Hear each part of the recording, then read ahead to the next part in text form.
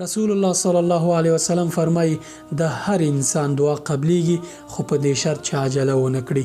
عجله دې ته وایي چې ته ووایي چې دا دعا خو ما وکړه او قبول نشوله. بدګماني مه کوه په الله پاک باندې. الله پاک فرمایي چې انا عند ظن عبدي بي، زه د خپل بنده په ګمان چلیږم. که ښه ګمان پرې کوي الله پاک در سره په ښه ګمان چلیږي، خو که نعوذ بالله بد ګمان کوي په الله پاک باندې بیا خو الله پاک بې نیازه دی، ته هیڅ اړتیا نه لري، ته ورته اړتیا لري. نو کوشش کوه چې په الله پاک باندې ښه ګمان وکړي. ښه ګمان په الله پاک باندې ستا ټول مسیر او تقدیر او هر څه درته بدلوي.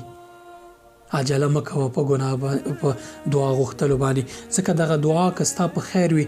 رسول الله صلی الله علیه وسلم فرمایي هر بنده چې لاس پورته کړي الله پاک دعا قبلوي. که چیرته تا ته یو څه نه رسیږي، شرایط او وخت ورته مناسب نه دي، کیدای شي دغه څه چې ته ترلاسه کړې مشکل درته جوړ کړي. الله پاک پې ښه پوهېږي، ته نه پوهېږې.